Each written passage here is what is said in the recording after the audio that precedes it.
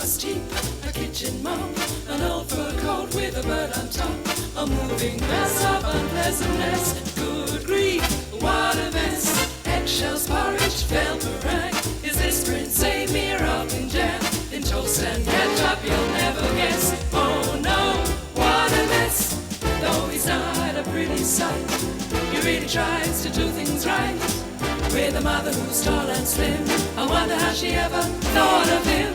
A short-cut, scruffy Afghan hound, a more foul creature you've never found. A tangled bundle of bristliness. Good grief, what a mess, what a mess, what a mess.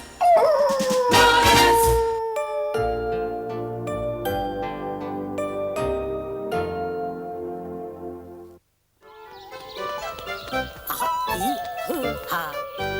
It was a beautiful morning.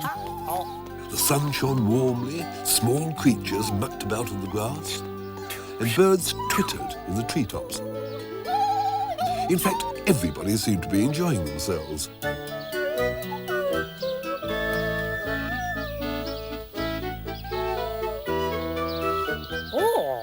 Everyone, that is, except Watermess, the fat and rather smelly Afghan puppy of royal descent, who was having a very serious think. He was having it in his very serious thinking place, a dustbin by the old barn.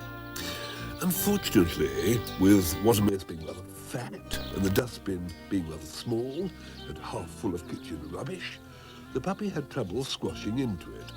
But it was warm and friendly in there, with interesting smells. So in one way or another, it was the perfect place for a puppy. The problem was that it was so cozy that every time he tried to think seriously, he dozed off. And when he woke up, he'd forgotten what he was supposed to be thinking about. So he trotted back to the house to get something to eat.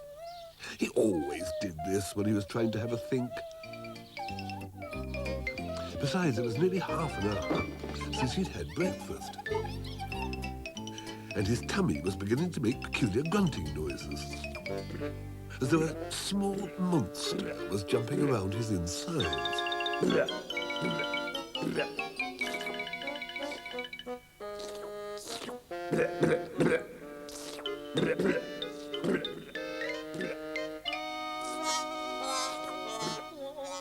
When Watermess arrived in the kitchen, he found that the family had gone out. And since he'd already eaten all his breakfast and all his lunch, tea and supper, which the family had set out in little bowls for him, he suddenly felt hungrier than ever. Watermess was used to 4 square meals a day and a light snack every half hour or so in between. The family had recently become worried that he was becoming rather fat and had reduced his portions, so Watermess was feeling even more ravenous than usual. He searched through the refrigerator in vain. So he went into the drawing room. He thought he might manage to keep going for a bit on a silk cushion cover. But it merely seemed to get him more in the mood for a slap-up, early mid-morning get-me-through till 11's nibble.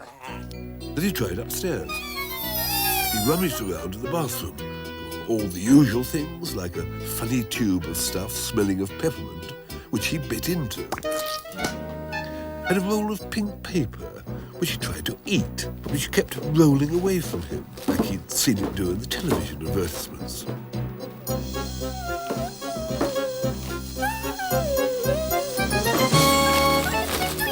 By this time, the monster in Watermess's tummy seemed to be stamping around harder than ever and growling, "Where's my food?" Watermess felt so miserable, he howled and howled.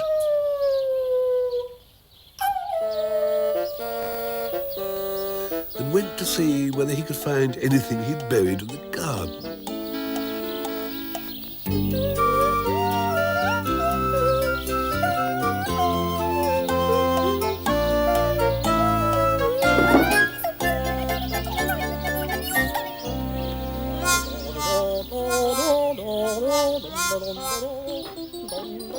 This is super. This is the most beautiful piece of work I've ever seen. I think this is gonna be my After a lot of digging, all he found was a rather small piece of leather with a ring and some funny metal things hanging from it.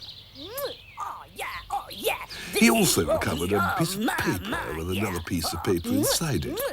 He remembered burying it after picking it up one morning from the front doormat. He chewed this for a bit. The gummy stuff was quite nice. It wasn't very satisfying at all. Watermess went to his second favourite hiding place, where he could sulk in peace. But he was soon joined by the cat next door, who noticed that something was wrong. "What's the matter with you, then?" she purred. "I'm hungry," snapped Watermess. "Hungry?" said the cat. "Yes," said Watermess, "and in order to make the point clearer, I want something to eat." "You always do," replied the cat. "Not always," said Watermess. "Mainly when I'm trying to do some serious thinking." "What have you got to think about?" asked the cat in a rather pleasant way. So Watermess explained how his food portions were reduced.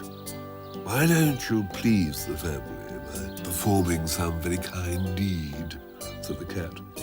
It was at that moment that Watermess had a brainwave. It wasn't much of a brainwave, really, but to Watermess, who'd never had a brainwave before, it was an important event indeed. He knew then and there exactly what he would do for the family. They'd always made meals for him, so in return, he would make a meal for them. He would make them a surprise lunch. The family were out shopping and had taken the puppy's mother with them, but would be back soon. So Watermess had to work fast. He knew there was nothing edible in the house, but he'd often seen the man digging up plants in the garden, which the family had then eaten.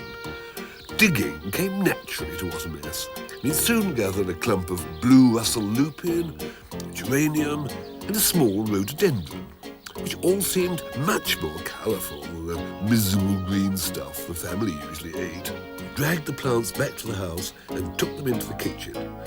Then Watermess added some salad dressing. The nearest thing he could find was some engine oil from the garage.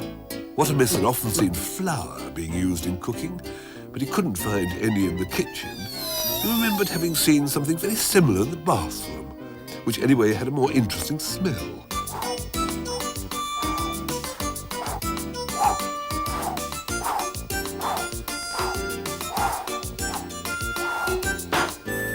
Watermess then mixed up the concoction by jumping up and down on it. By the time the family returned, Watermess had completely tired himself out and had fallen asleep in his basket with a tea towel over his head. In his sleepy state, he hardly heard the gasps of horror as the family discovered the mess in the kitchen. Nor did he really hear the woman say, "Just look at our poor little puppy. He's so hungry, he's trying to eat the garden flowers. From now on, we will give you larger portions of food every mealtime." Watermess closed his eyes and drifted gently back to happy sleep.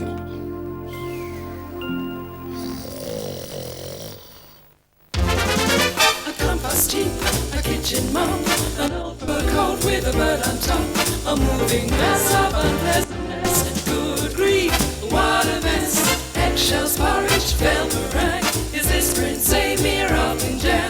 In toast and ketchup, you'll never guess. Oh no, Watermess, though he's not a pretty sight, he really tries to do things right. With a mother who's tall and slim, I wonder how she ever thought of him. A short, fat, scruffy Afghan hound